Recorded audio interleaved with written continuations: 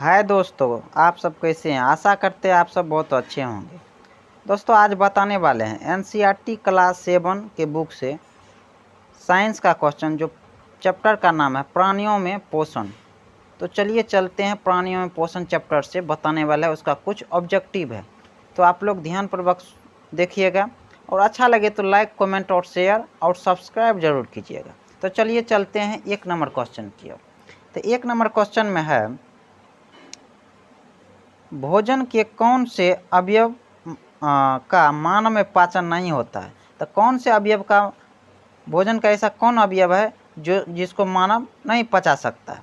तो स्टार्च को तो पचा सकता है, प्रोटीन को भी पचा सकता है, वसा को भी पचा सकता है, लेकिन सेलुलोज को जो है ये मानव पचा नहीं सकता। सेलुलोज को जो है मानव क्या करता है, पचा नहीं सकता। तो चलिए चलते हैं 2 नंबर क्वेश्चन की ओर। 2 नंबर में है,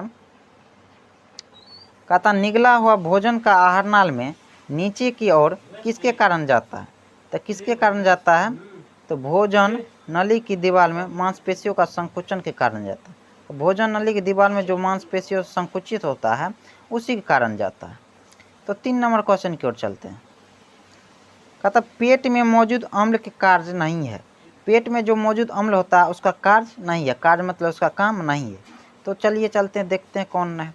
भोजन के साथ आने वाले जीवाणुओं को मारता है, बात सही है। प्रोटीन पाचन के लिए अम्लीय माध्यम प्रदान करते हैं, सही बात है। स्टार्च को सरल शर्करा में नहीं पचाता, सही बात है। अधिक अम्ल स्राव से अम्लता नहीं होता, जबकि ये क्या है, गलत है। तो गलत ही ऑप्शन पूछा, इसलिए 4 नंबर क्या हो जाएगा, सही हो जाएगा। 3 का 4 हो जाएगा। तो 4 नंबर क्वेश्चन की ओर चलते हैं। 4 नंबर में है, लार में मौजूद एंजाइम के कार्य है। लार में जो मौजूद एंजाइम है उसका काम क्या है। स्टार्च को माल्टोज में बदलता है।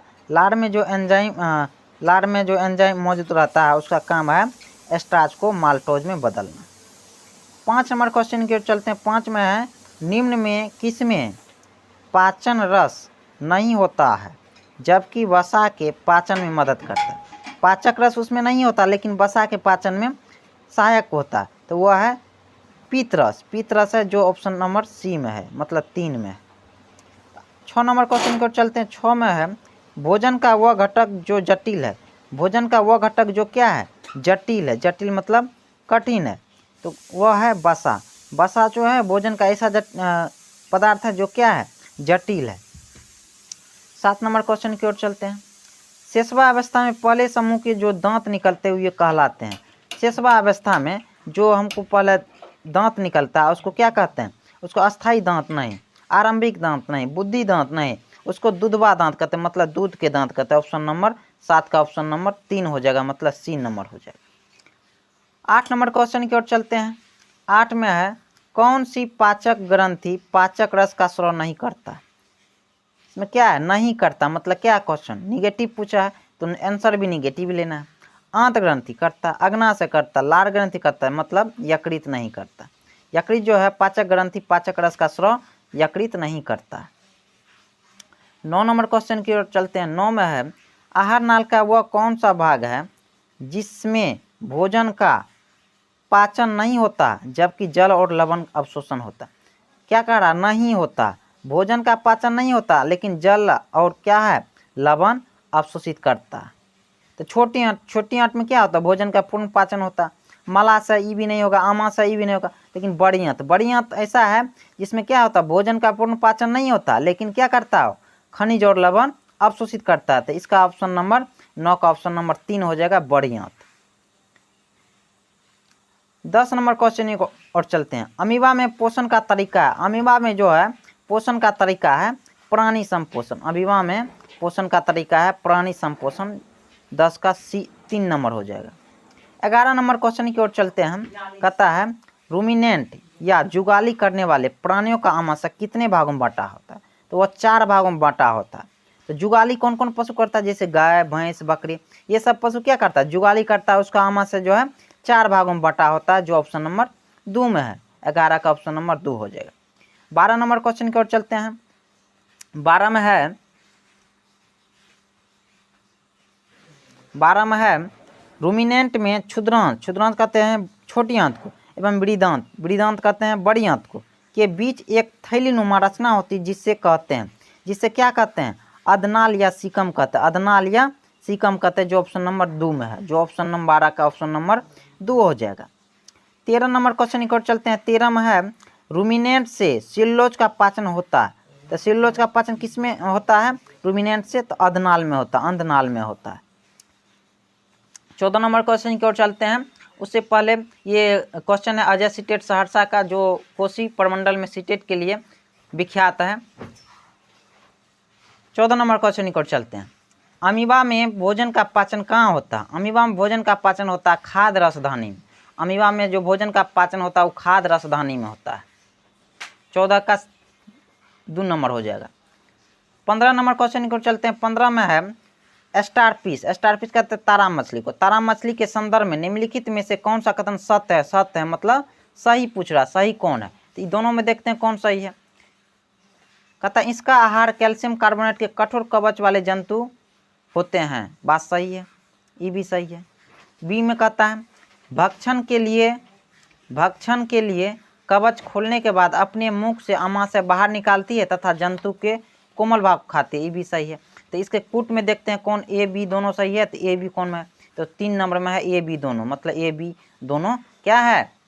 15 का ए बी दोनों सही है। 16 नंबर क्वेश्चन की ओर चलते हैं। 16 में है निम्नलिखित कथनों में कौन सही है? कहता है ये जो कथन दिया गया है 2 ठो, इसमें कौन सही है उसको बताने के लिए। कहता है यकृत शरीर का सबसे बड़ी ग्रंथि है। बात सही है। यकृत क्या है? शरीर की सबसे बड़ी ग्रंथि है। अब बी नंबर देखिए यकृत पित्त रस स्रावित नहीं करता है, जबकि क्या है? करता है, जबकि गलत पूछ दिया। सी नंबर देखते पित्त रस वसा के पाचन में महत्वपूर्ण भूमिका निभाता है। बात सही है। पित्त रस वसा के पाचन में महत्वपूर्ण भूमिका निभाता है। तो इसका ऑप्शन हो जाएगा ए और सी क्या है? सही है। सत्य आंसर पूछ रहा है तो सत्य में ही जवाब देना है। ए और सी सही है। तो देखते हैं कौन कूट में ए सही है। ए और सी सही है, ई नहीं है होगा। ए और सी 2 नंबर कूट में सही है। इसका आंसर हो जाएगा 16 का आंसर हो जाएगा 2 नंबर, ए और सी दोनों सही है। 17 नंबर क्वेश्चन की ओर देखते हैं। 17 नंबर क्वेश्चन की ओर चलते हैं। रूमिनेंट अथवा रोमांथी जंतुओं के संदर्भ में निम्नलिखित में से कौन सा सही है? सही है यानी सत्य है। तो कौन सही है उसके बारे में पूछ रहा है, तो देखते हैं। कहता रूमिनेंट में आमाशय 4 भागों में बटा होता है। रूमिनेंट आमाशय 4 भागों में बटा होता है। सही बात है।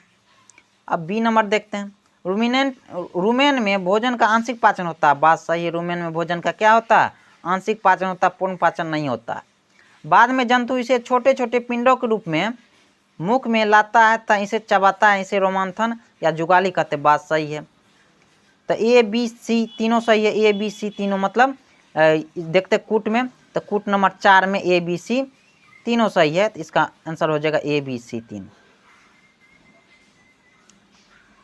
18 नंबर क्वेश्चन की ओर चलते हैं। 18 में क्या है? 18 में कहता है अमीबा के संबंध में निम्नलिखित कथनों पर विचार कीजिए। अमीबा के संबंध में निम्नलिखित कथनों पर कहता है विचार करने के लिए। तो देखते हैं कौन कौन। यह जलाशय में पाया जाने वाले एक कोशिकीय जीव है। बात सही है। अमीबा जो होता है जलाशय में पाया जाता है और यह एक कोशिकीय जीव है। अब बी नंबर देखते हैं। अमीबा अपनी आकृति एवं स्थिति निरंतर मतलब होता है लगातार बदलते रहता है। बात सही है। बी नंबर में ये भी सही है। अब सी देखते हैं। कहता अमीबा की कोशिका में एक कोशिका झिल्ली के समान अनेक घानियाँ होती है। ये भी सही है। मतलब ए बी सी तीनों सही है। तो आंसर भी पूछ रहा कौन कथन सत्य है, तो सत्य है। तो ए बी सी तीनों पूछ रहा 18 में, तो 18 का हो जाएगा। देखते हैं कौन कूट में ए बी सी तीनों है। ए बी है, ये भी गलती है। बी सी है, ये भी गलती है। बी सी है लेकिन इसमें तीनों आंसर है, तो हमको तीनों लेना है। केवल सी है नहीं, ए बी सी तीनों। तो 18 नंबर क्वेश्चन की ओर कूट नंबर हो जाएगा 4। 4 का 4 में है ए बी सी तीनों, मतलब क्या है? सही है।